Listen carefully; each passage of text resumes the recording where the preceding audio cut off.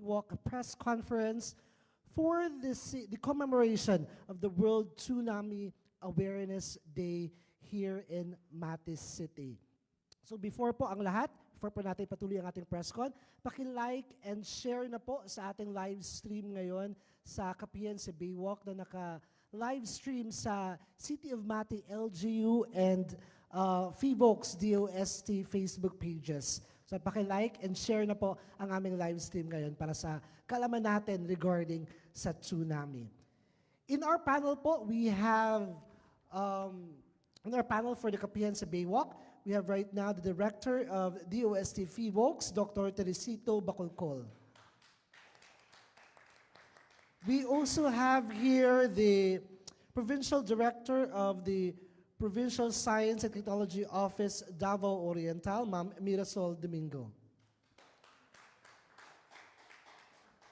Also in our panel, we have the Chief of the Capacity Building and Training Section of the Office of Civil Defense 11, Sir Marvin Samson. Later, we will be joined by the representative of Mayor Michelle Rabat, the City Administrator of Mati LGU, Sir Alan Andrada. Kasama din po natin ngayon sa hall ang Regional Director ng Philippine Information Agency 11. We have Sir Rene Carbayas. We also have the City Local Government Operations Officer of DILG Mati, Jem Sacapanyo. Morning. We have the Vice Chair for Prevention Mitigation of the City Disaster Risk Reduction and Management Council, Juvie Logo. And the City Disaster Risk Reduction Management Officer of the City of Mati, Sir Charlie Main Bagasol. Again, we are joined by the representative of our dear Mayor Michelle Nakpil Rabat, the City Administrator, Sir Alan Andrada. Now, to give the welcome message for the Kapihan sa Baywalk, we'll hear the message of Mayor Michelle Rabat, whom is now represented by the City Administrator, Sir Alan Andrada. Sir? Thank you. Good morning. May buntag sa tanan. Hello. Good morning. Na atong mga bisita karon gikan pagit sa Manila, Director Teresito Bacolcol and Sir Marvin of the City. Sir, salamat. Ug atong Provincial Director of the PHILVOLCS, the OIC. Yes. Oh, the OIC. Yes, Miss Santo yung card, ma'am. Sorry. Sol Domingo. And sa tanana diri, welcome. On behalf of Mayor Michelle, we welcome you all. This is a very crucial and very important event today. Okay, we'd like to thank Director Bacolcol, the successor of the atong pirmi makita sa TV, sa radio, madunga radio. Director Solidum, and then the former Director Punong Bayan. So we have a very dynamic, young, energetic successor for special concerns on the PHILVOLCS. So thank you, Director, and Sir Marvin, for taking time and special, not only, akong ganyan si Director, for keeping us, for giving us special attention. Akong gidungagan siya. I was telling him ganyan dito sa fund run. Dili lang special attention gihatag nimo sa mua, Director. You're giving us special concern. And really, this preparation is a requirement yun. There is a City of Mati. Because we have the big one way back 1924 pa. And it's not only a big one, it's a bigger one. So kinahanglan yun ma-aware ang ato mga katilingban, labi na si Mayor Michelle Rabat, very concerned in our coastal areas. Of the 26 barangay, Director, we have 10 coastal barangays, including Barangay Central where we are now. So imagine more than half of the barangays in the City of Mati are vulnerable, highly vulnerable. So we need your help only from the technical guys, from the head office, gikan sa kauluhan. We also ask for your help and assistance to our brothers and sisters sa lain-lain barangay pod. Na balik-balikon gyud nato na we will have a tsunami drill next week, November 13, I believe. 14 na pala. So gilikayan po in 13. So kay ang tendency magod sa which the director will say later on, when there's a tsunami manggod, ang reaction sa tao dili maayo. No, na curious mo tan-aw mo video with all this social media thing. So dapat gyud we should evacuate right away. So we need to inculcate, we need to educate, we need to really isilsilon gyud, remind the people once an earthquake occurs, then we have to really evacuate. Ayaw na ng mga magmarites pa, no? Magtanaw pa, observe. So today is a special day because we are going to sign a MOA with the PHILVOLCS and with the OCD in full presence. Nakita ninyo ang national agencies na anadiritanan. I was telling a director, what is happening in our area? Ang among linog nasa south, kung dili sa south, nasa north. Kung wala sa north, nasa west. Ngano wala man diri. So which is, well, so far, we are blessed with good weather, good condition, but we have to prepare good. We really have to prepare. And we're asking everyone in the barangays, especially katong nag-appeal sa fund run, ganihang, buntag, early morning, na sila mismo karon ang atong, not only the participants in the fund run, but also our frontliners, no? Our multiplier frontliners. So to help us out, bring the warning na evacuate yun. So thank you for your presence, labi na sa atong mga media friends, and to the team of Director Bacolcol and Sir Marvin of the OCD. Thank you very much. And the mayor is very, very happy, very pleased with this event today para di na ta mahitabo after the fact. Di na ta mag-assess. At least prepare na ta karon long before it will occur. So on behalf of Mayor Michelle Rabat, daghang salamat sa inyong tanan. Mayong buntag o mayong madayaw na adlaw kanaton horot. Madayaw na adlaw, sir.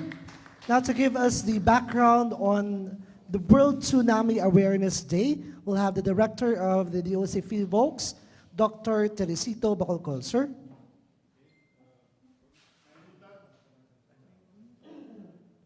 Mayong buntag sa inyong tanan. Nagpasalamat ko dako nga nakaabot ko diri sa inyong lugar. In fact, I've been here, the last time I was here was in 2011. And looking back, I was surprised nga dako kayang kalambuan sa Mati. And again, kudos to the LGUs. LGU headed by Mayor Michelle Andrada. Michelle Rabat, rather, represented by Sir Alan Andrada. And with the development, daghan po ang atong mga exposure. So daghan ang mga buildings, daghan po ang mga tao, and but pa sabot, daghan po ang ma-expose sa atong mga hospital. So that's the reason why we are conducting this World Tsunami Awareness Day. This is the first time that we've been doing this sa Pilipinas. Okay, so again, to give you a brief background of the World Tsunami Awareness Day, I'll have a short presentation. Next slide. So it was in December 2015 when the United Nations General Assembly designated November 5 as the World Tsunami Awareness Day to promote a global culture of tsunami awareness. Mangutana mo, nganong November 5 man? Nganong di man November 4? Nganong di man November 6? What's so special with November 5? Okay, next slide. So the date, November 5, honors a Japanese story, Inamura Nohi, which means burning of the rice sheaves. So there was an earthquake in Japan, that was November 5, 1854, and a farmer named Goryo Hamaguchi saw the tide, na siya sa taas, and when he looked at the horizon, nakita niya ang dagat nag-recede. And he knew at that time na the waves would come back as tsunamis. And he had no more time to warn the people sa coastal community. It's a coastal community. He had no more time to warn the people.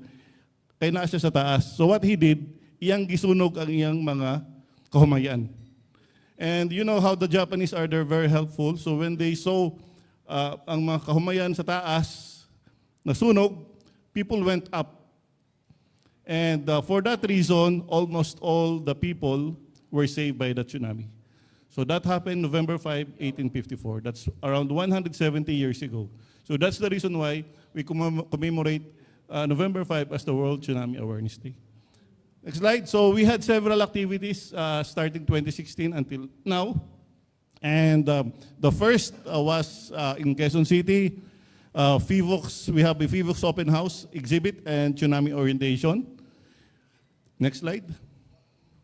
In 2017, we had a activity and tsunami orientation. We also have exhibits in Iba, Zambales. Iba, Zambales is tsunami prone. It's fronting the Manila Trench. In 2018, we have, in partnership with SMART, we have an activity, again, tsunami orientation in Parañaque City. Next slide. And then in 2018, we have several activities again. And we also commemorated the 25th tsunami in Mindoro. There was an earthquake in 1994, it's magnitude 7.1, and around more than 70 people died. Around 78 people died because of the tsunami. There was a submarine landslide. Although the earthquake that generated, the fault that generated the earthquake is the Aglubang fault, but there was a submarine landslide and it produced tsunami. Next slide. Again, 2020 was the pandemic year. So what we did is we have webinars, online press briefing, SMS broadcasting. So we did this online. So even though there was a pandemic, we continued with we continue to commemorate the World Tsunami Awareness Day. Next slide. So we also have a slogan making and also poster making contest online. And next slide.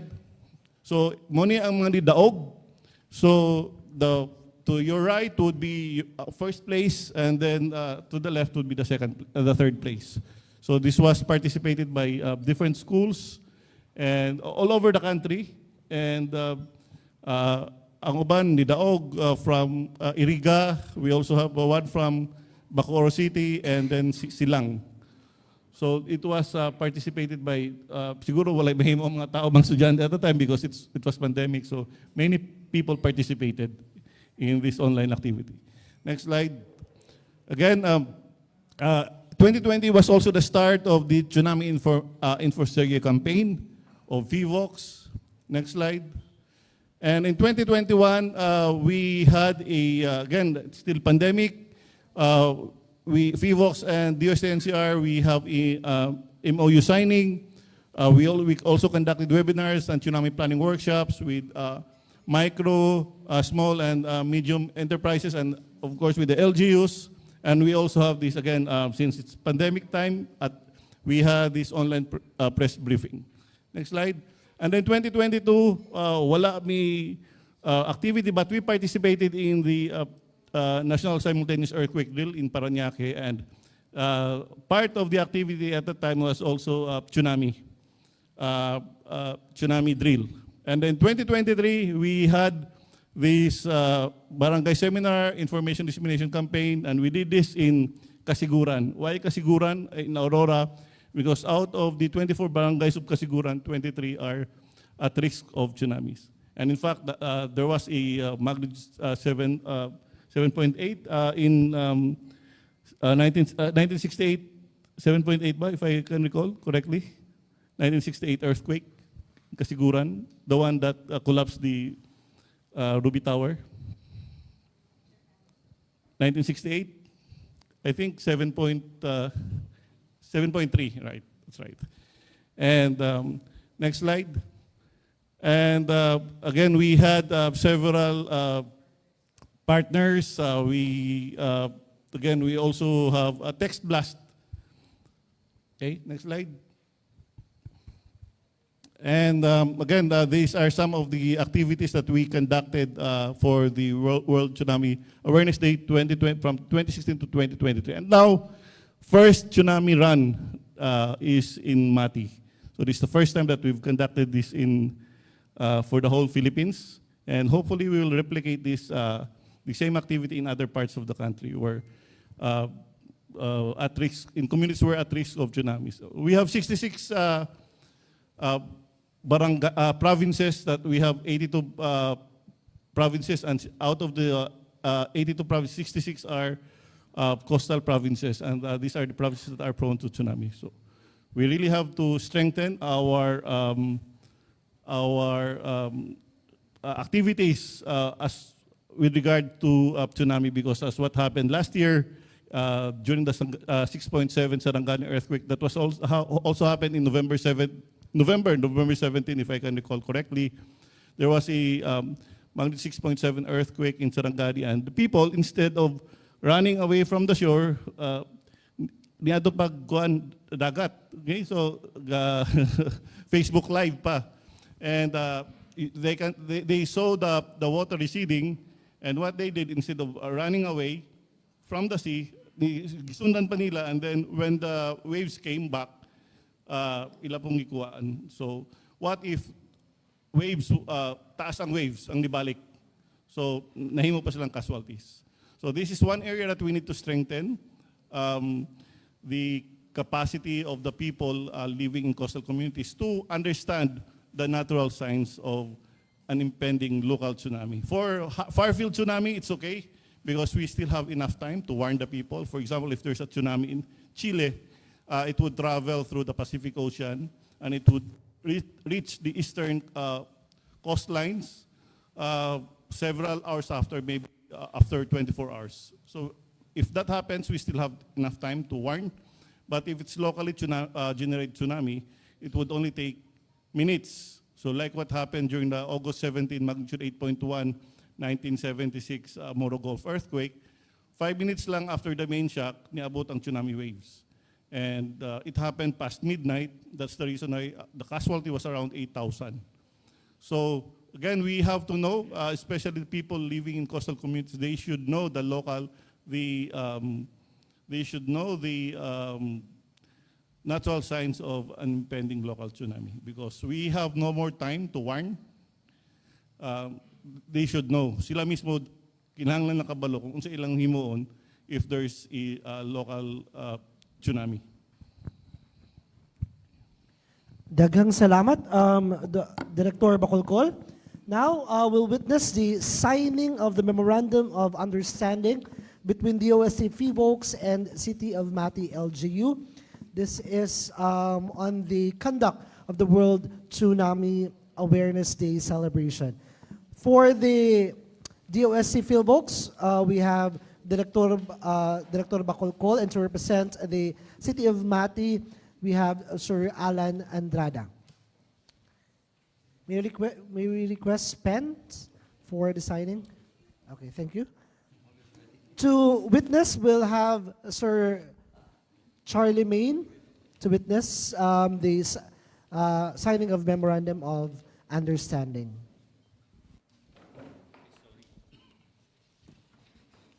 After this, we'll proceed with the press conference.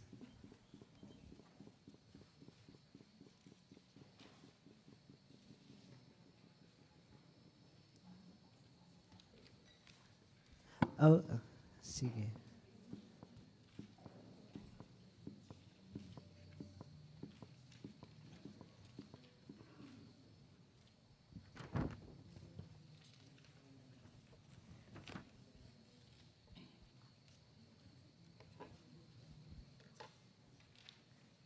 Sige. After, we'll have the photo session po muna, showing the witness. Dyan na lang daw, sir. Sige. Photo session, can we stand, sir? Sir Alan and Director, ayan. Sir, mga witnesses po, dyan po tayo sa likod. Sir Marvin and ma'am, join po tayo. Join po tayo. Okay? Sige po.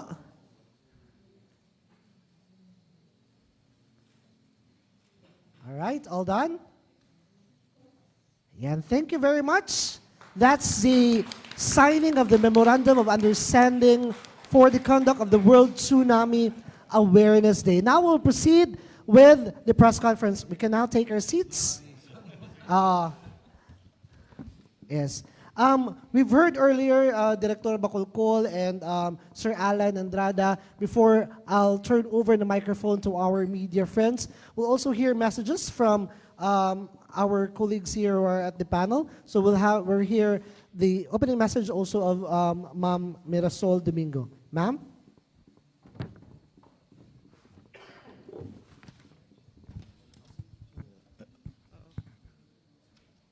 Maayong buntag, madayon na adlaw ka nato tanan. Salamat, magpasalamat gyud mi no ang Department of Science and Technology for the City of Mati welcoming us, joining, collaborating with us in observance ng World Tsunami Awareness Day, and nindot kanang daghan kaayong nag-participate ganina sa run, no? So that's a tsunami run. This is an awareness campaign, good pod. So dili lang siya basta-basta nga dagan, but it's a way also of showing the Matinians ba? Oo, kung asa ang pinaka higher ground nga posibleng pwede tamudagan didto paadto aron safety ta. So ang DOST gyud ang mandato nato is to provide central direction and leadership pag-abot sa scientific and technological efforts or development sa ato ang nasud ug sa atong probinsya, sa ato ang konteksto, no?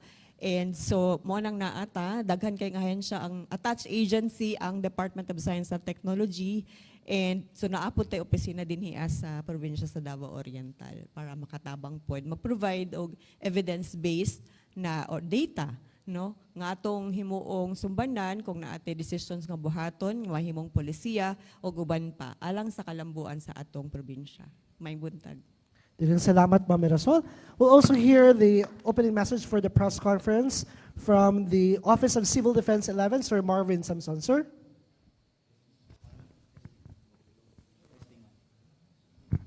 Testing. May buntag sa atong tanan, no? In behalf of our Regional Director, Director Ednar Denghirang, we would like to express our heartfelt thanks, no, for this invitation. And as part, no, sa ating Tsunami Awareness Day, wherein several agencies convened to witness this momentous event, not only for the national government agencies, but as well to our communities.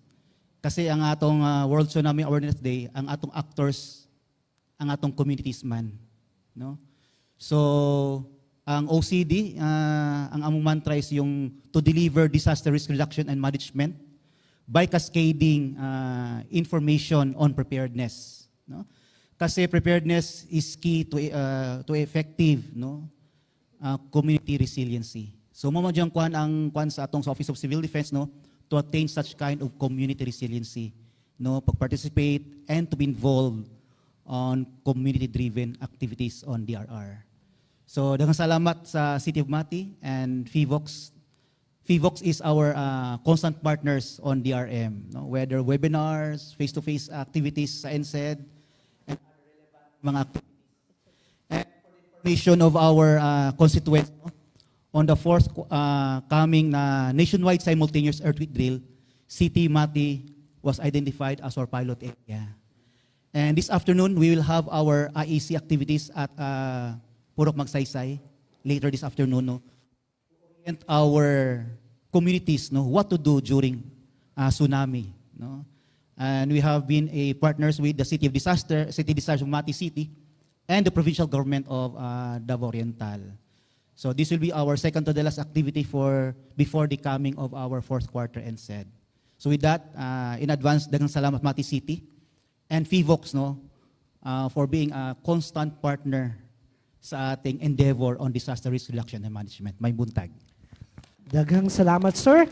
Karon para sa ato ang media, magpaila-ila una kita. Tapos, one question, one follow-up lang sa uta. Tapos second round, depende po sa tuwang oras. Okay? Sige. Kasi unang, sir, from Wonder. Paila-ila sa ta, sir.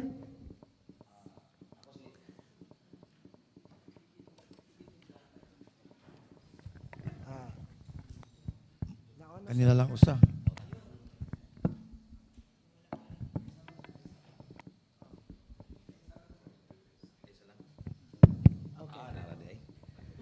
Ako si Vicentino sa Bandin Sangga from One Day Radio. Kauban ako akong kameraman si Iman Castillo o si Ban Mapagyo sa from One Day Radio.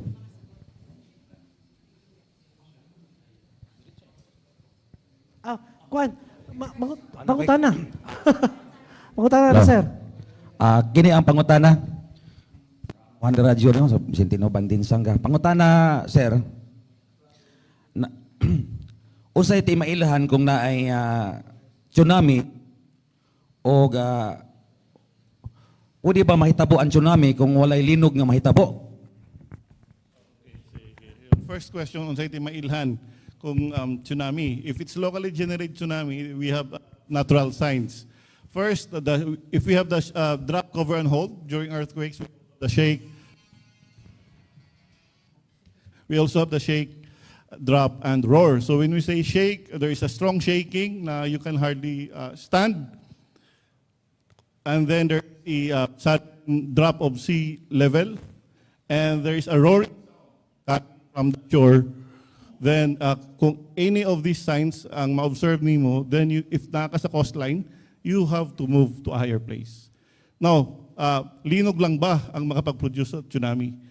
Well, there are several linog is the most common, but pwedeng asteroid impact, but of course, that's very rare. There's also submarine volcanic eruption that could also produce tsunamis, and submarine landslide that could also produce tsunamis. So, pangutana, sir. So, sa pagka-high-tech na to karon, daghan may na imbento na to, mga kita na to, tanan na. Wala ba'y pamaagi ang sa PHILVOLCS o sa World Bank nga nga na ay makaimbento nga pwede na niya ma-detect ang maong linog? Sige, right now, wala pa tayo technology that can tell us exactly when an earthquake would take place, the exact time, exact day, exact hour. But we have a way of doing the time range of when an earthquake would take place. So we have this what we call paleoseismology. We get carbon samples. For example, this is for the inland faults. We get carbon samples, and we would know when was the last time it moved. That's the reason why, for example, here in the along the Philippine Fault in Mati, we have this Mati segment. We would know that the recurrence interval for big events would be around 1,000 every 1,000 years. And right now, wala tayo earthquake there is a Mati segment. So we know that it's active, but it means that it's storing up energy for a big release. Dagang salamat, sir. Parang di na po mo kuhan, sir. Sige, sir. Sunod na po. Dili sa Pikas. Pwede pakikuhan sa microphone dito sa Pikas. Yes. Sa Dabawan nyo, sir. Pakikuhan na pa ila-ila. Then, next is sir. Good morning. Sige, sir. Para madungog sa live. Good morning. I am Rocky Silverio of the Bowen News TV. During the incumbency of the then Director Solidum, there were activities like walk the fault. There is a Ciudad Samati. May we know the update of that, sir? Maybe Jeff Jeff is the one who kakahay mong katapad mo. Okay, Jeff. Ano po yun, nag-start siya. Actually, it started with the IEC, with the teachers, and mga local government, mga barangay officials, because we all knew that there's a fault traversing here in Mati, Barangays Central, Science, and Tagibo. So way back 2018, we started doing the walk the fault, but because of we have new information, ibig sabihin, sir, meron kami nakuha mga bagong images, we are now updating our maps here in Eastern Mindanao. So, tama kayo, sir, nag-start tayo ng 2017, 2018, all of our activities. Then, this is the next one, because we are not only focused on the fault, but also po yung threat ng tsunami. So, dapat maging aware tayo. Baka kasi isip ng tao palaging fault eh. But we have a larger source of earthquake na nasa may, dyan lang po sa dagat, sa Pacific Ocean. So, we have to concentrate also with the tsunami. Yeah. Thank you. Eksakto si Jeff, we might be thinking ang earthquake would only come from yung inland faults na to. But there are also other sources of earthquakes. And these earthquakes may generate tsunamis. So we also have to focus on that. Okay, sige. Well, these are also two inseparable things, no? Sir, my follow-up would be, there were areas here in Mati City, kanang thickly populated ba? What's your recommendation along with the city of Mati? Do you recommend for a relocation? Kasi sila tong very vulnerable nga area, no? So, what's your recommendation, sir? Well, ang recommendation namo sa PHIVOLCS, so you're not supposed to build a structure on top of an active fault. That's a big, kasi there are no engineering interventions if a structure, like a house is constructed on top of an active fault. And we also have this recommendation, there should be a buffer zone of 5 meters on both sides of an active fault. So now, ang inyong himon is you have to make sure na, again, walay structure on top of an active fault. And if, for example, nanay mga structures, then people should be informed. It's informed decision on their part that they know the risks. By staying there, constructing their houses on top of an active fault, they know the risks. So if they cannot move out, you cannot force them to move out, of course, because that's their property. But they should be informed of the risks. Daghang salamat, sir. Now we'll have our next media to ask question. Pwede dungag. Yes, sir. Go ahead. Sir. Sir Andada. Actually, we already warned the communities along the danger zone. Ang reaction man during my time when I was with the Sangguniang Panglungsod, ang reaction masuko man ang tao. So actually, nanay plano po si Mayor to relocate them if there's available land to be purchased. So si Mayor nag-land banking precisely to relocate settlers along the danger zone. So di na to madali-dali kay properties are going up, our property rates are going up. So mao na ang atong problema. So that's why the Mayor is now engaging the PHILVOLCS para katong di gyud mo mamakwit, at least tagaan sila warning. So we have done our part, and ato na lang siguro follow up on. In due time, they have to really move out. No? In fact, katong nahitabo itong ginghulgan, itong landslide, that was way back 2000 something. And then there will be early warning system to be installed. Kato palang landslide sa ginghulgan, gi-warning na namo ang mga communities in the landslide prone areas. Di gyud masuko man. So what we can do, ikuha na lang, mitigate, prepare, na lang, and do some effective drills to prevent loss of lives and property. Well, we also have a tsunami early warning system here in Mati. So yes, that's.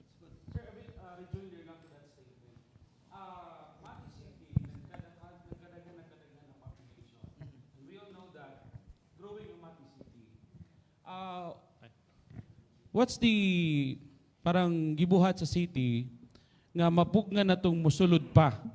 Is there an ordinance or an executive order issued by the mayor nga ang sa like magsaysay area dili na papuy-an sa mga bagong mga settlers? We all know Mati City usa sa apple of the eye karon sa Davao region nga gusto mo puyo sa Mati City. So do you have that one, sir? Okay, we don't have to create new laws. Nanata building code. It is stated in the building code through our Office of the Building Official, OBO, na nagay mga apply residential, commercial, industrial purpose, dili sila tagang permit. Because that is, we bear the burden kung na maitabo diha. Ang illegal settlers po, well, we are cracking down on them. Kay kadaghanaan mga economic kuan man, migrants. So, nanatay gihimong action through DNR, through the national agencies, and through DILG.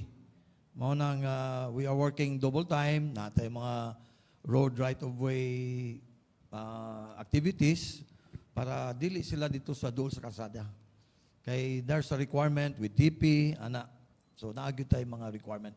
Masahay lang po lagi, we came in late. This should have done long time ago. No? With the findings of the PHILVOLCS pod, na naman na, way back. So we are now implementing those rules and guidelines na dili gud pwede. We are really strict on that. Pero katong naa na diha, as like in Manila, we were discussing with Director Sito, sa Manila, namanggod kaning grandfather rule, di ba? Naa na diha sila daan pa. Like for instance, akong ginan siya, ang residents na akong gipuyan sa Manila, naa sa Marikina Fault. So ang ilang advice is, mag-advise, hinahinay na mo, ayaw na, hawa na mo diya, rather than wait for some na yung panghitabo na di mayo. Daghang salamat. Sige, thank you. Sir, we'll have the next media to ask question.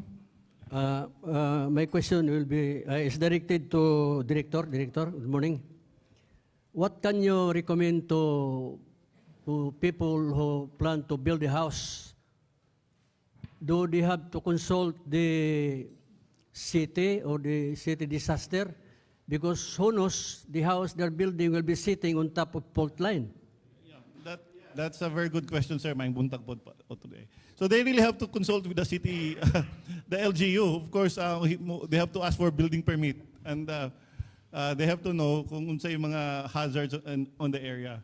And again, they have to follow the building code. Mo man mong sige na magbalik-balikon, people should follow the building code. They should follow the minimum engineering standards. The thing is, daghan sa to, I would rather consult feng shui experts kaysa mag-consult of civil engineers. So they would pay more for the feng shui experts rather than paying more for the engineers. So we should not cut corners. We should follow the building code. We should follow what the LGU is saying. And we should follow kung unsay patakaran sa LGU about constructing houses. And kung nasa hazard zone, if for as long as na ay mga remedial measures, as long as it's not constructed on top of an active fault. And they should follow the buffer zone, which is 5 meters on both sides of an active fault. Okay, okay sir. One follow-up question, sir. In the past, there have been talks about big one. Is it coming? And what can you recommend to the people in order to prepare themselves for the big one? Okay, so Is it coming, big one? well, nobody can exactly say when an earthquake, when a bigger one would take place. But as I mentioned, we only have an idea that probably this is ripe for, like what happened in Manila. We know that the West Valley Fault would happen every 400 to 600 years. And the last time it moved was in 1658 rather. So nasa range na tayo. That's the most that we can do for now. We can only say that the range. Well, we have the Philippine Fault, the Mati segment of the Philippine Fault. And again, as I mentioned earlier, wala siya earthquakes for several years now. Historical earthquakes even wala.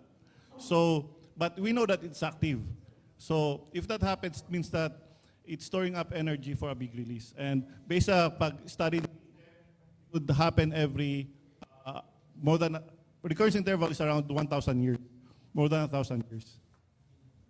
Daghang salamat. Sir, next question. Check. Okay, mayong buntag sir from Manda Radio Mati Anthony Vanong Bagyo.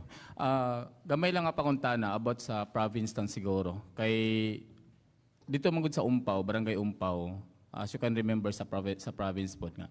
Nakita dito nga one of my fellow kauban sa simbahan nga iyang balay is nailiki ba ang kanang sayuta karon na relocation site. Pila na ba ka mga families ang natagaan? I think sa city o sa province yata. Pila na ka mga pamilya ron ang natagaan o bag-o nga opportunity para makatukod og bagong balay nga malikay didto. Sa Barangay Umpaw particularly. Thank you. Barangay Umpaw is part of the municipality of Tarragona. So, ang ang imong pangatuhan na Brad would be better addressed to the province or municipality. Kaya kami din rin sa Mati, as the mayor has instructed all of us, na to convince people to relocate kung pwede, miski wala pa yuta kabalhinan. Kaya nga naman, wala matakasayod kung ano sa may tabo ang dilubyo. So, preparation always is the key. So, while the city of Mati is land banking man gid siya, napagyapon tayo shortage. Estimate ni Mayor was something like 42,000 household to be built. So imagine mo, ang dako kayong i-address sa city of Mati para lang i-relocate to mga residents sa danger zone or hazard zone. Okay. Tapos ang atong property, gamay pa lang. So, depende pa na kung sa budget. Okay. Nakuhaan magud na ko na, sir. Because ginakuhaan magud ang World Tsunami Awareness Day sa November 5. Then nakabalo tatanan, province of Davao Oriental is coastal area. Kaya gitawag East Coast. Munang sorry for that question nga although nga local atong kuan pero we will address for the province na lang pud. Kay makita man gud nato nga awa ang baganga unsa ang likod nila, di ba dagat. So very prone kaayo sa ginatawag nato nga dilubyo pag-abot sa World Tsunami. Katara. Thank you. Yes, And, Ma'am Mirasol? Kita sa tayo sa provincial office ng DOST, no, we installed 3 tsunami early warning system na. So 1 in Tarragona, 1 in Boston, and 1 in Caraga this year. So that's part of the community empowerment through science and technology program of the department. So naatay tulo ka early warning system, sir, sa kani. Tulo ka areas pa sa District 1. So later on, Mati also. So later on, kung makakuha pa to og mga partnership and funding pa, makabutang pata sa other parts sa Davao Oriental. Yes. Yes, sir? Sir, nalang ko i-add katong ganyang question. Go ahead, sir. Sir Dol, katong imong pangutana ganiha ba pag about residential, mao nang requirement gyud ang building permit. Kaya nga naman, that's the best insurance to your investment. Para kung nakay napalit na yuta o nakay plano mo tukod og balay, mo apply kag building permit kung pwede tukuran ng yuta nimo og balay. Ang nahitabo man gud diri sa tuwa, build. apply later. Kaya pag-abot na di na pwede, resist na po, nakagasto na ko, unsao man eh. Mao nang problema. So, we would like to ask your help also na katong mga maghimo og mga any structures for residential, commercial, or industrial, magkuha sa mo building permit para sigurado ang inyong investment, dili mausik. Kaya yun niya, dili mo taganog permit, kay dagan problema sa yuta, road right of daganda. So we are facing this. The city is shouldering or taking all these problems now sa mga private owners. Although private ang ilang transaction between 2 private persons, mapatabang sa city kay di sila kaagi, nganong di may taganog permit, di may makatukod og business, kay ngano man nay problema sa ilang structure. Easement, hazard areas na di pwede. No build zone actually ang hazard. Endanger zone. No build zone. Pero saan naman, saan na to na ron. So, mauna na. Prepare ko na lang. Preparation and warning system ang atong mahimo sa karon. Sige, daghang salamat. Yes, sir? Good morning, Ryan Bacos from Brigada News FM Mati. So ako pangutana, address kay Sir Alan o kay Sir Cha. No, so siyempre si Sir Alan naka-mention siya earlier 16 coastal barangays. No sir, unsa ta ka preparado kay di magid nato matag-an unsang adlaw unsang oras sa mabot ng tsunami. Unsa ta ka preparado sir when it comes nga for example moabot ang tsunami sudad sa Mati. Ako lang mauna. Yes, sir. Bago kay Charlie. Actually, ang CDR nato is very active. They're very involved sa community operation. And like to commend the hardworking force, mga atong CDR, RO mo. So, lisod man si Sir Charlie Mayungunana, naningkamot me. So, we have to acknowledge them. So, we're very happy with Sir Charlie. Mauna, early preparation, detection, and the appropriate response sa tao. So, natay drills, fire drill, earthquake drill, karon tsunami drill. And we'd like to thank Director Toto from Dipolog. So, pwede mong bisaya sa iya, ha? Kay may problema. Except for Jeff, kay Tagalog ni. So, mao na itong pangimuon. The first pag-ingon tayo pilot, kita lang on November 14. So, whatever will be the outcome, hopefully we will not fail you, Sir Marvin, Director. We will keep up a good show. Mao ning i-duplicate sa tanan coastal areas in the country. So, mao na briefing, and Sir Charlie will expound more. So, congratulations, Sir Charlie, and your team. Makuyawan ko lang, sir. Anyway, yung tanong mo, sir, is the level, right? The level. I would like to be honest and frank to every one of you here. Since then, when I started working here, let me tell you that the level of Mati City is sabihin pa nating 50% to 60% pa. And what transpired this morning, the fund run, roughly mga 1,600 participants, that adds already to 1%. So nagiging sabihin natin 51 or 61% na ang level of preparedness ng Mati. And with your help, sir, with your help, our partners and media, this will increase more. Because remember, disaster preparedness is not just only the concern of the government. Hindi lang po kami sa city, disaster office, hindi lang din sa mayor's office, hindi rin din kina director dito, but all of us. Tayo pong lahat, at totoo pala to, all of us. Sir, correct me if I'm wrong, but the challenge now of the disaster, there are practitioners, is no longer the issues on natural hazards. Sa totoo lang po. By now, there is no such thing. I hope I am right. If I'm wrong, please correct me. By now, at this present time, there is no such thing as natural hazard, natural disaster. But most of the disaster is caused by human. Before, we don't have problems with tsunami because tsunami is just a natural phenomenon, right? Sir Jeff, Director? But why tsunami became a problem now? Because, yun ang sinatanong ni Sir Dotong kanina, kadami na pong tumitira sa hindi dapat tirhan.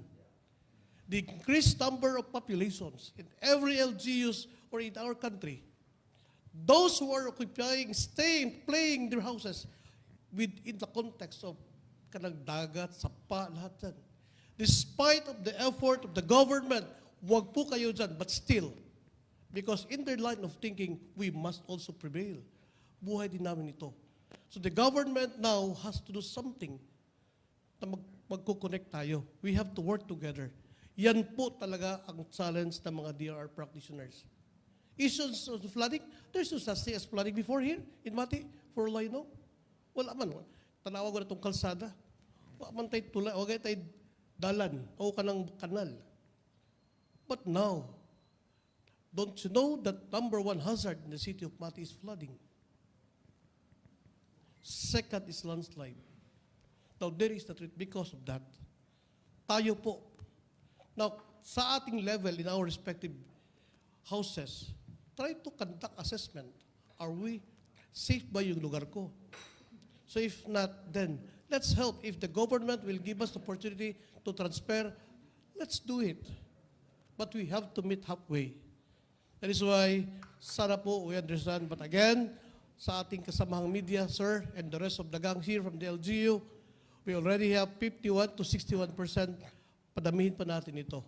So again, for the next drills that we have, no, kailangan malaman because DRR, based on the recent conference that we attended, yung Asia Pacific Conference, lahat po tayo involved na.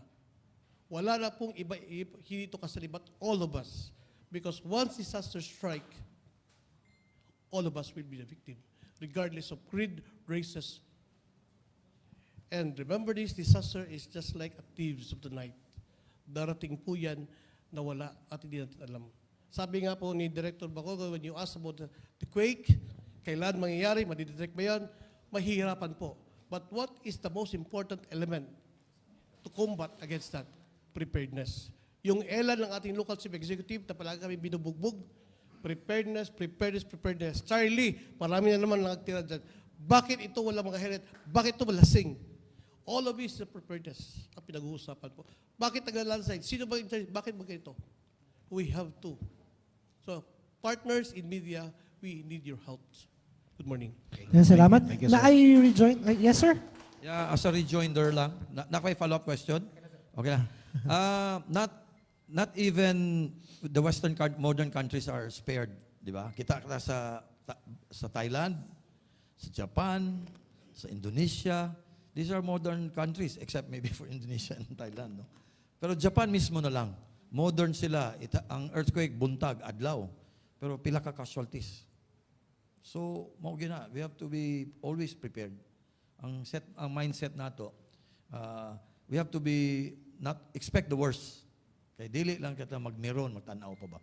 So in fact, there was one perfect example before I end. Kato mga Japanese during the earthquake in Baguio, ito natumpag ang building. Pag linog ato, nag-uyog na, wa pa matumpag itong building. Nanaga na mga Pilipino, gikan sa taas, panaog.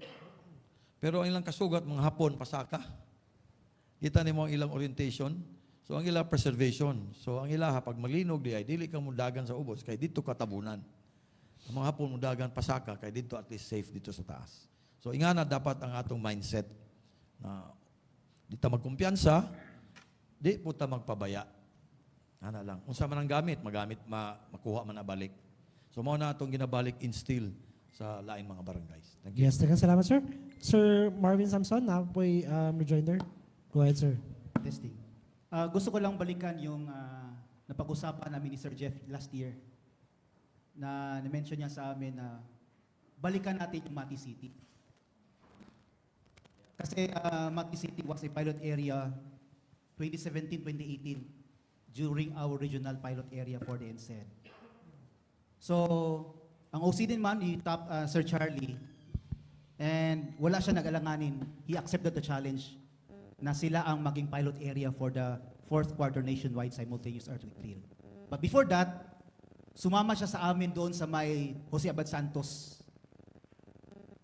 Kanda kami ng kwento na evacuation drill ng tsunami.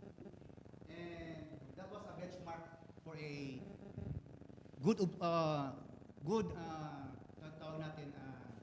practice na kahit mainit o ulan, nag-evacuate pa rin ng mga tao. So, yan ito na ang resiliency. Kahit drill lang yun, pero nung bumusang ulan, continue pa rin yung nag-drill yung mga participants sa bugis. At this time, sa ating fourth quarter nationwide simultaneous earthquake drill, let me remind na sabi ni Sir Charlie, we have conducted yearly, quarterly tsunami drill. And this time, we will now to test the response of the community. Kasi we will test the muscle memory of the communities. How they accepted the information given by them. Kasi we need to educate. Kasi sabi ni City Admin na maraming tao, mga economic sectors doon sa mga coastal areas. So, by year, dumadami yung mga tao. And we constantly dapat educate them on how to prepare. Not only for earthquake, but a tsunami. Sabi ni Sir Charlie kana, not only tsunami, but kahit mga landslide, flooding incident, all hazards, you name it, makikita sa Mati City. So that is why we need to prepare. And we need help. We need the help of our local government unit and also the media partners to cascade right information sa ating communities. Kasi a good communication is a good practice po sa atin how to attain community resiliency. Kana lang. I'd just like to add yung istorya ni Sir Ganina, Sir Marvin. Again, we really have to prepare for earthquakes. And by November 14, we have this national simultaneous earthquake drill. And dako kayo ang natabang aning national NSED sa sa kamalayan, sa awareness sa mga tao. We cannot be 100% prepared, that's impossible, but at least we're more prepared now than say 20 or 30 years ago. And when we say earthquake drill, we do again the usual, we do the duck cover and hold during shaking, tago sa ilalim sa table or any sturdy furniture. And then we stay there until the shaking stops. And then once the shaking stops, we evacuate. We move out from the building and look for an open space where we can serve as our evacuation area. Okay, sir, good morning. I am Eman Castillo from Wonder Radio. Sir, any other recommendations or suggestion such as we all know na whenever we're encountering a tragedy like tsunami, kasagaran is nag-evacuate dito sa mga high ground areas. What about those persons like sir, basig na kay lain pa nga ma-suggest or ma-recommend sa ilaha like Barangay Lawigan, Barangay Bubon, Barangay Dahican, nga layo sa mga high grounds area.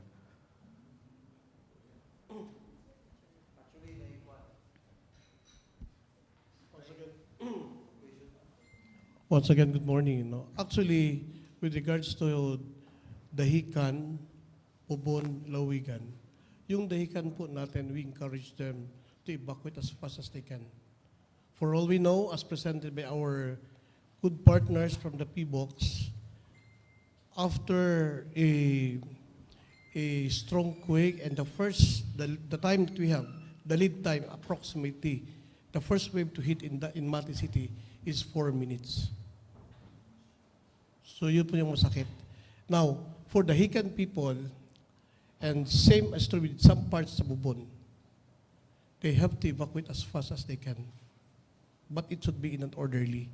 Sa barangay level po, dandahan na po natin yan to the action officers. I-inorient na sila. Because the drill now focus on that. Lawigan, may portion doon maakyat sila sa taas, sir. Identified na rin natin yung evacuation areas nila. Even sa Tamisan. Yung isang eskwelahan doon yung evacuation areas nila. We've been doing 3 times tsunami drill doon. Sa barangay Tamisan, doon talaga sa taas. Same is true with the Lawigan. But for Bubon, some parts sa Bubon, Manggihay, and as well as Dahican, let us pray for. Sometimes, kita-joke namin if we run for life, sometimes we have to decide to climb for our life. Meaning to say, akyat tayo ng lubi. Kaya basig diha na lang, masave pa tayo. But hindi po natin tinatakot, but we have to tell them the truth. They should know it. That is why we're so happy to report you during although hindi magandang i-report, during what happened last year with Baganga quake, na the PHILVOLCS issued the OCD issues about the evacuation, even our local chief executive called me, Charlie, saan ako pupunta? Sabi ko, ma'am, stay where you are first. May advisory na. Yes po. But the advisory was already dugay-dugay na gamay. We're safe already. However, we still encourage because people, yun ang maganda people from Magsaysay, some even sa Dahican, evacuated. Pumunta sila sa Upper Bliss and sa Capitol. Pero hindi nila alam that some point, dyan mismo, yung ating road to airport and road to papuntang DMM, safe na yan hindi na yan sa abot sa inundations of water. Yun po ang magiging sunod na assignment natin, sir. Asignaturan natin for the tsunami next year. Ibang area na po. For now, the central know already kung saan tayo pupunta. So ganun din po. Now we have to tell them. And this is the truth. But for that, going back about them, wala tayo except that they have to evacuate as fast as they can. And for Lawigan, meron pang hope, may chances pa because they can climb. Pataas kasi yung malabundukin doon. Sir, a follow-up question, sir.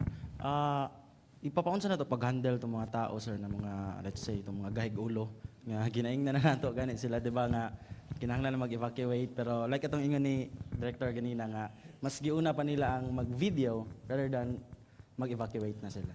Yes, sir. Kung ang police na ay maximum tolerance, tayo rin may maximum tolerance because andyan si Sir Jem, ang ating DLG, very particular on that, 0 casualty.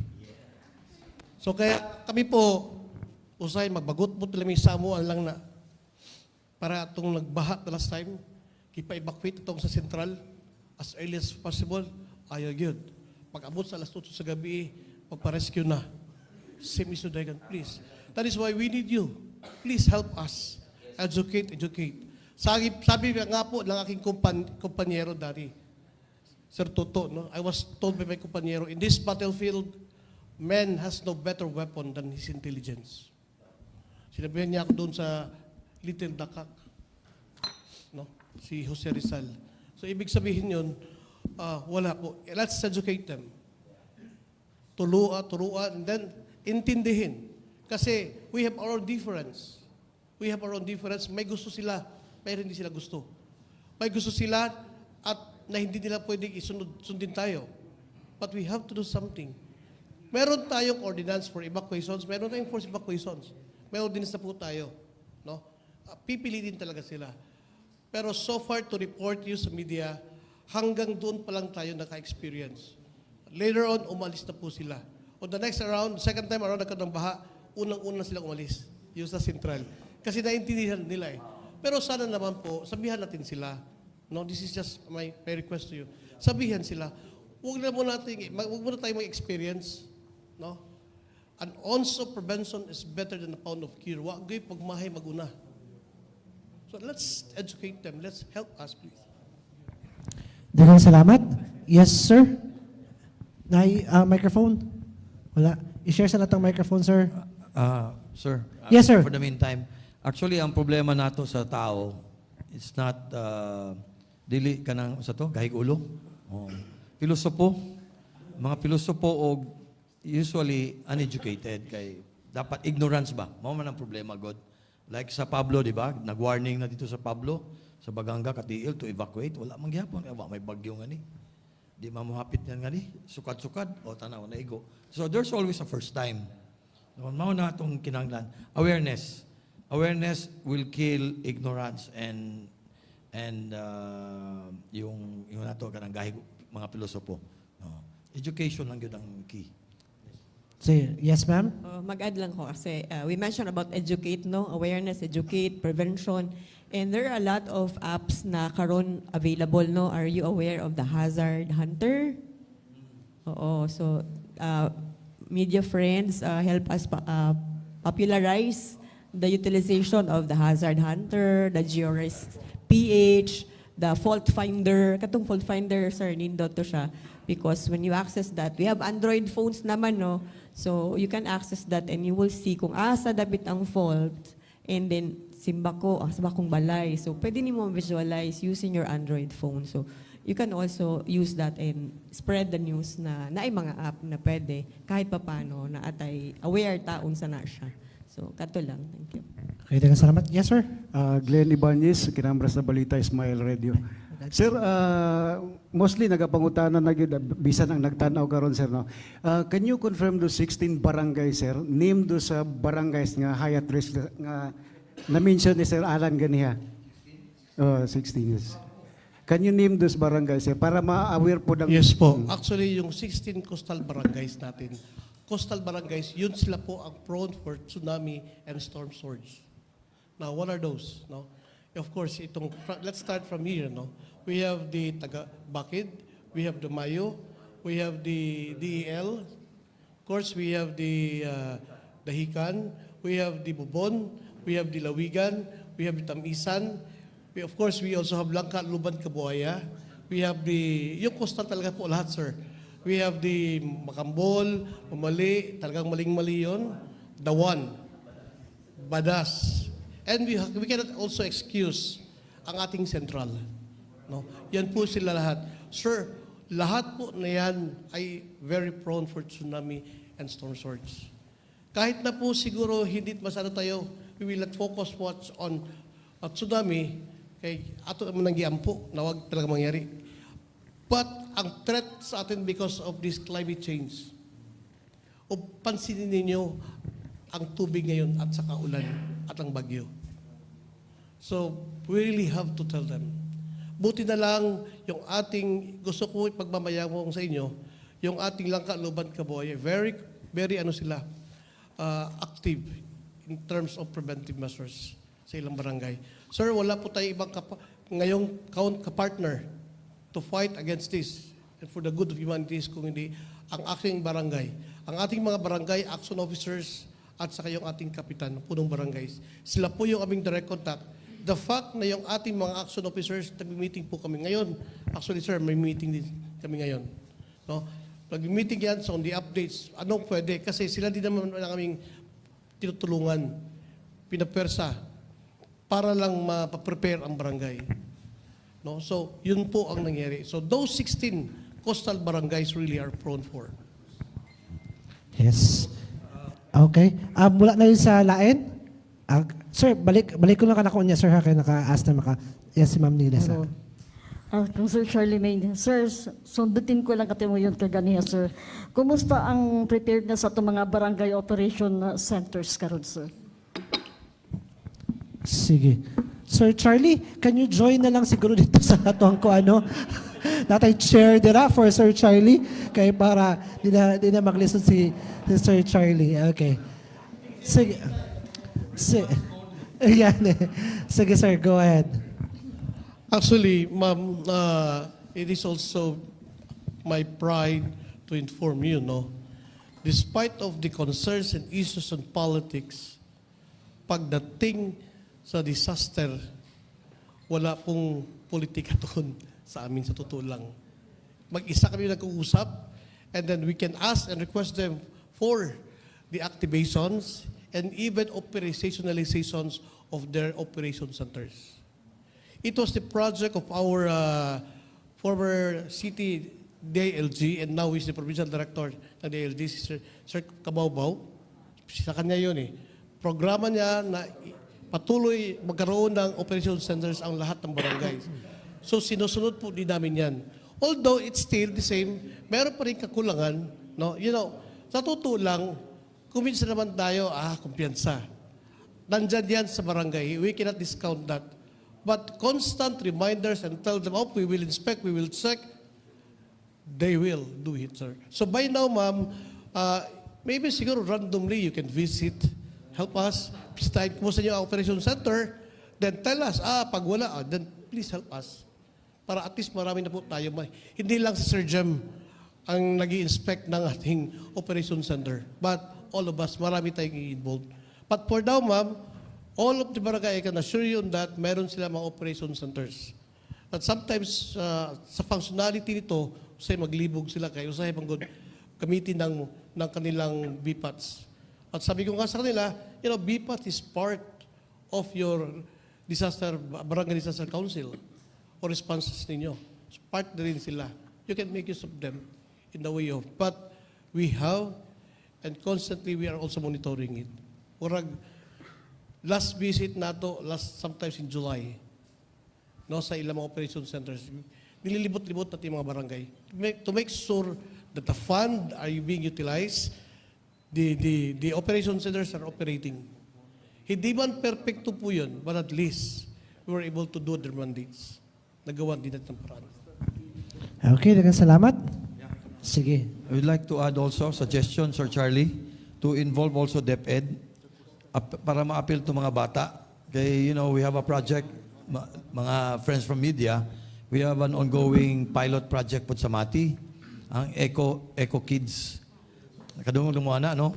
So we train the young from the start, sila ang mamuno sa panghinlo. So nadiri si Miss Jubilee, no? Jubilee Padiranan for the for that innovative approach. So why don't we train also the children para sila matudlo sa mga hamtong na dagan na tapa. Sila pa matudlo. So at least mga bata po ng mga kwan, depend. Okay, daghang salamat. Yes, sige sir. May nga udto, murag udto na ni. Bisintino Banding Sangga from One Day Radio. So kani nga pangutana atong iklaro lang siguro. Pipila na to ka diri sa Davao Oriental. Una po'y barangay na to diri nga kani bitong naay kanang mainit kanang bitong maligo ka dito sa init tubig kanang bukal ba. Kasagaran sa akong ipangutana didto. Nga kanang matod nga ning init ang tubig ni siya nga was ang init kanang mali atong liguan. Tungod daw sa kaning bulkan diha daw nagikan. Na isa po akong obserbaran diri sa likod sa may likod sa kaning sleeping dinosaur sa Taytay Daga. Kung maglutay na muhunas na apoy tubo din nga init pod. Ang kuan lang kung gikan man ko galing na sa bulkan, wa ba ka kung magdungan sila kainit, wa ba kay posibilidad nga magka-tsunami kay kung mag-abot ang bugnaw og init or mukos man na siya kung pero sasama sa bagyo ba nga nahimo ang bagyo kundi nag-abot ang bugnaw og init mo nahimong bagyo basig isa po ning sample niya ba mag-abot ang init ug ang bugnaw. Daghang salamat. Sige, paki-clear daw ato, Sir Toto. Kanang mga hot springs, kung walay bulkan, that's also one of the signs nga naadiha ang isa active fault or isa of fault. Kay nag-rub ang mga bato and that's the reason why init. Pero hot springs will not produce tsunamis like diha sa kung ang bugnaw, the cold water and comes into contact with hot water, it will not produce tsunamis. You have to have a high amount of energy and for you to be able to night displacement, seafloor displacement, for you to be able to produce a tsunami. Sige, din salamat. Nalakoy pangutana kay City Administrator Sir Andrada. Sir, you mentioned about the implementation of building code. Ano ba tayo nasampulan ani diri sir sa City of Mati na yes sir, and daghang how kayo. many are they? Daghang kayo wala nag-operate kay wala building permit. So they're operating illegally and that's why we are now doing ways and means to make them legal, to comply. Kay dili gyud sila ma-issue ng building permit, they can be issued kung commercial, dili siya pwede tagaan og business permit. So and if they continue to operate without business permit, they're liable for the tax ordinance. So they can be sued in court for penalties and imprisonment. Pero wala pa tayong naprisuhan, sir. Namin na-convict operating without business permit, no other permits. In fact, for adjudicate, sa court, yung final, pero nag-appeal man. So we have to observe the due process law.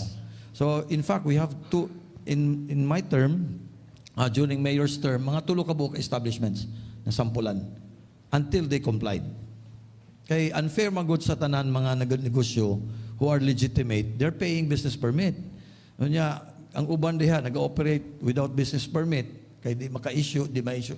One fault or another, unfair for the legitimate businesses. So, mo nang hangyo po namo sa inyo sa mga media nato, friends, na dili sa magsugod og construction, dili mag-start of business until they get all the necessary permits. Kay kung dili, mingon na po sila unsa man yung mga syudad sa Mati, dili man business friendly. Basolo na ba dayon si mayor? Basolo dayon ang gobyerno? Pero dili man gyud sila maka-comply kay national law na. You cannot compromise with the national building code because that's a national law. No compromise. Comply, but it's also for the safety and protection sa dwellers. Okay. So, nana. In fact, nana. Daghang salamat, sir. Thank you. For Sir Bacolco, sir, nag-issue po ang DOST PHILVOLCS o Dino Slope Advisory.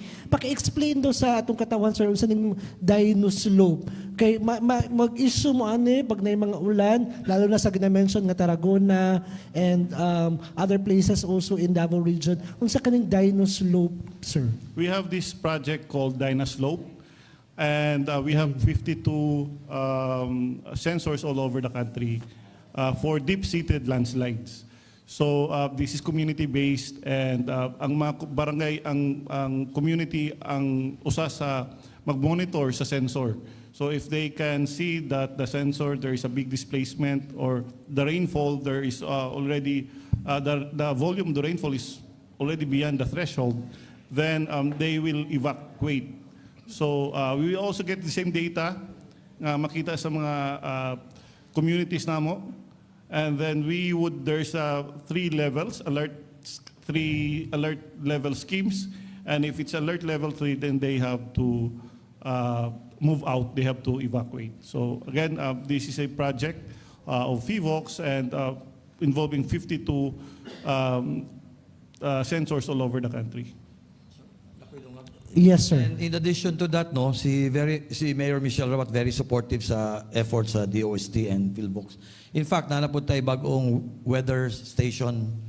Saan tawag ito? Dili social weather station, kay survey man to.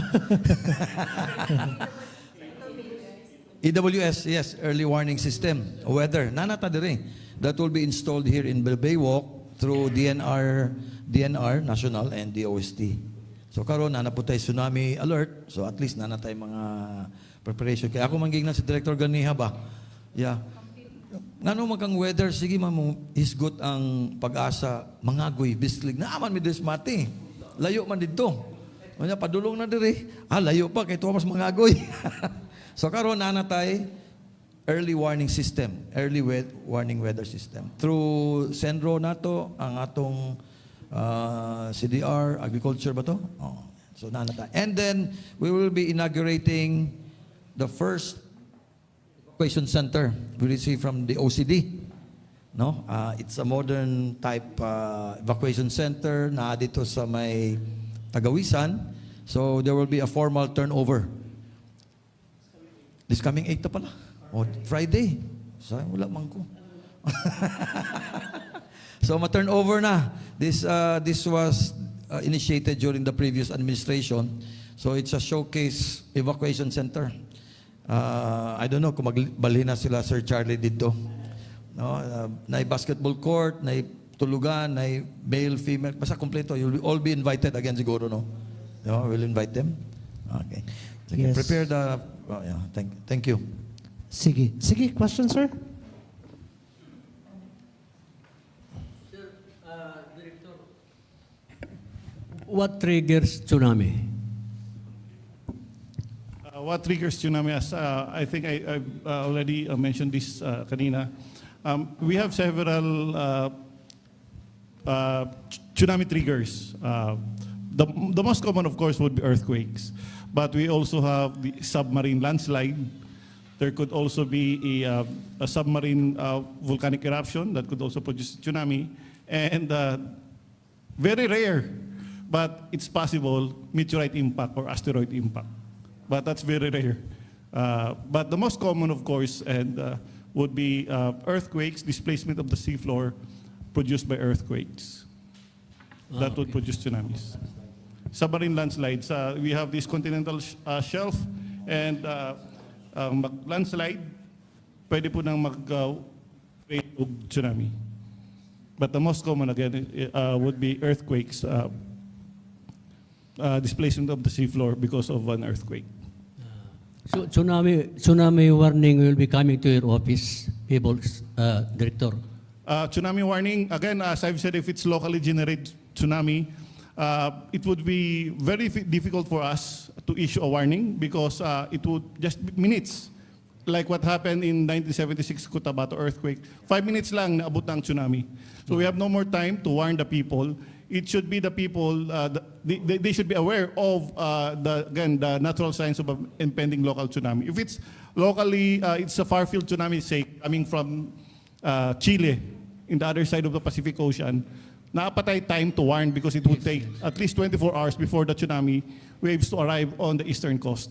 But if it's locally generated tsunami, the people should be aware of the natural signs of a locally generated tsunami. So I'll give a scenario, Director. If an earthquake with a magnitude of 8 will be coming from Governor Generoso, God forbid, who will give the warning? The local CDRMO or PHILVOLCS?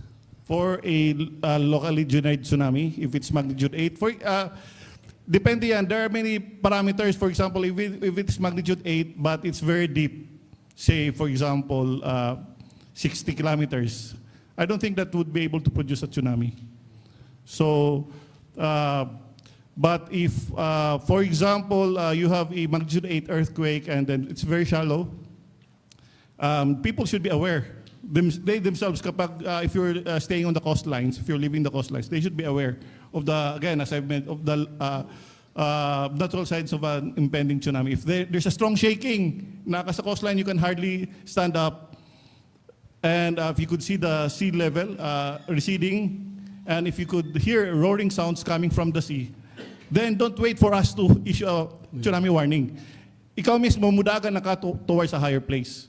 Because as I've mentioned, it would take minutes lang, ay maabot ang tsunami. Don't wait for us. Oy, wala may issue ang PHILVOLCS. Ikaw mismo mudagan na ka.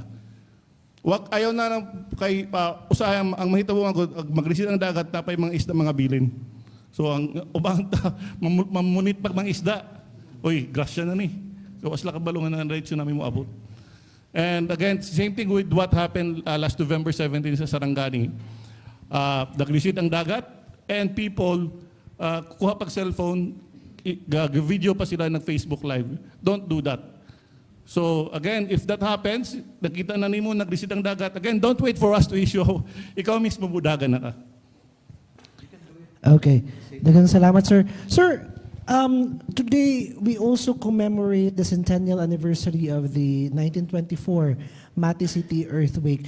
Pwede po ba may makabalo, sir, kaya wala ka man may atong panahon na, kung unsa jud di ay nahintabo ato, how destructive it was, what happened, asa gikan ang tubig, asa ning adto ang tubig diri sa Mati City, for para makabalo pud mi unsay nahitabo day atong kung nalang tay data, sir, katong 1924 na earthquake. Okay, so there was a magnitude 8.3 earthquake, 1924. Okay, sige. That happened April 15, 1924, and it happened past midnight, 12:22 a.m. So, naasa ang effects at the time wala kay ng building na guba because ang nakabutang diri, most of them of wood and other lighter materials. So the heaviest loss was in the interior partitions of the houses. So several houses fell down, and a large tract of what's this? wait. A large tract of seashore of Mati at the head of the small Pujada Bay, separated from the ocean by a narrow peninsula, sank about half a meter. So most likely liquefaction. There was a liquefaction. Liquefaction usually would happen. Okay. So that happened past midnight, 12:20. So the same thing with the Cotabato earthquake. It happened past midnight. So kung mahitabo na karon, you have kung mahitabo na, you have to be aware of the local signs of an impending tsunami because it would only take several minutes bago abot ang tsunami waves. So that's the importance of knowing the natural signs. Ayan ang mo pagtakad sa PHILVOLCS nga mag-warning pa because as I've said, we have no more time to warn. We would of course do our best to be able to warn, but don't expect us because minutes lang na maabot ng waves. Good. Yes, sir. Yes, sir. Dungan ko lang tong 1924. Actually, my dad told me kung sa tong pinaka-visible sign. Kanang narong bakdo. So, itong mga taga-Mati diri, makadumdum ninyo, na iparil diha, di ba? So, mao daw na ng baba na diri, na nasakad, ni ubos ang lower portion diri. Mao nang effect atong 1924 earthquake. Kaya, tapos may nagtubo dito sa paril kung kadumduman pa ninyo. Oo. So naidako kay kanang pylon diha gi-build ni Mayor Paking Rabat. Gibutang niya na kay naidako kayong gap diha na delikado sa kalsada mga tagak dito. Laom na naitubo dito tubig. So makita nimo ang Macdo dire ang Nazareno dire. Mao nang epekto. Nanaog siya. Bumaba yung lupa. Itong portion na ito. Okay. And then, ang problema natin pala, sir, Yes. Director, what if kung sa gabi, yun ang problema natin. Yeah, it's 12 midnight. Yeah. Ito ngayon ba? Ito ngayon, kung if ever. So, if there was a 8.3 magnitude na hitabo, it can happen again. So, mao na itong gina-broadcast, gina-aware mga tao para mag-prepare. Kung mahitabo na sa gabi atong CDR, 24 hours ba? And then inform itong mga luban lang kakabuhaya dire. So what is the preparation? Allow me to share. No? Of course, my partners, ito po, sabi na nga po ni Director, it would take sometimes. Since we start discussing this with Sir Jeff before, and together with the DORSO, the first meeting that we conducted is the people from the barangay of Dahican. No? And we told them about the context of, for more than 400 years, walang ground rupture, Sir Jeff, no? Ang City of Mati, yung ating tanang fault line ng City of Mati. So, because of that, ang sinasabi namin palagi dito sa atin, and same is true with you, please help us disseminate. Pag may malakas na masyadong lindol at kung kayo tumayo po at natutumba kayo o natumba kayo at hindi na kayo makatayo, after that quake, do not wait, do not question if it is trench or fault line. The first thing that you have to do is get your go bag and evacuate calmly with your family and silently. Walang sigawan, just evacuate. Kung sakasakali after 1 hour, 30 minutes, walang nangyari, balik tayo. Let's just take that an opportunity for a drill. Do totoong nangyayari. Because ang buhay po isang beses lang. Huwag pagmahay na mag-una. Simba ko kung Philippine Trends ang gumalaw. At hindi tayo because wala yan. Yung ganoon na attitude. So high, in the context of responders, high index of suspicion, ayaw yung kumpensa. Instead of, malakas pa siya ng alindol, sa tingin nyo, then, evacuate tayo, i-practice natin. Ganun po kasimple. Para lang manigurado tayo sa lahat. Just to be so sure because buhay natin, anak tayo dito. Let's go to higher ground, wait there for 1 hour or 2 until there will be an announcement that no tsunami, pwede tayo mabalik. That's it. So para makatulog din kayo. So again, your emergency response plan for family, dapat meron kayo. Yes. Yung mayroon tayong alarm, what if nag-burn out? So wala. So ibig sabihin po, lahat po tayo, friends from media, please, pag may malakas masyado na lindol, huwag na nating magantay pa. Because remember this, kahit papano you are still the first responder in your own respective houses and family. So decide na kaagad, malakas masyado ang lindol, hindi kayo makatayo, then let's evacuate for a while. Make sure you have your go bags with you. Alis na tayo para walang sisihan pagdating ng panahon. Yes, sir. And special mention, no, itong mention ni Director 1977 in Cotabato. 76. Doon duman ko to kay nagtayog po sa at the time I was studying in Davao. About dito ang linog, sug. And pilang casualties? 10,000? 8,000. Kasi puros tanan sa coastal and then it was night time. Doon, mga 2 o'clock, 3 o'clock. 12 midnight? Yun ang problema nato, how to respond. No? Makamatabaan na ang mga tao, no? Kung may wala nakakusog. Ayan, okay. Ako, nakamata ko ato. Pero grabe na day. So 8,000 casualties. Saan yung simulator, sir? Nasa Baywalk. If the media would want to try the simulator, intensity 8. Oo. Mga lipong ta dito. So, kung gusto niyo i-try, nasa Baywalk karon. Until what time? Until 5 p.m. So, yes. Kung kinsay gusto mag-try sa earthquake simulator, just go to the Baywalk until 5 p.m. May tsunami tank din doon. So, they would know. Yes, okay. Dito dapat sa my stage para daw makita po unsa ka kusog ang wave during this type of earthquake. Okay. Ayan, napabay pangutana nung murag na exhaust sa masir nato atong discussion on the World Tsunami Awareness Day and the centennial commemoration of the Mati City earthquake and tsunami. Pangayunan na ako karon ang closing statement siguro sa ato na lang duha ka dignitaries diri. We'll start with Mayor Michelle Rabat, represented right now by Sir Alan Andrade. Sir, your closing statement. So, thank you. So, kung wala na yung pangutana, so on behalf ni Mayor Michelle Rabat, who would love to come here, naaron siya sa office, she has resumed her office duties Although, gingnan ko sa doktor, ay pagdali-dali ba? Hinay-hinay lang. So, very workaholic atong mayor. But just the same, miski wala siya din, she brought us all here from the different offices to represent her. So, on behalf of Mayor Michelle Arba, thank you, friends from media. Di natin kinahanglan magpirma agmuwa, no? So, you'll be invited from time to time, especially in this kind of exercise kay as much as possible we would like to minimize risk. Number one, we would like to reduce, if ever, or minimize casualties.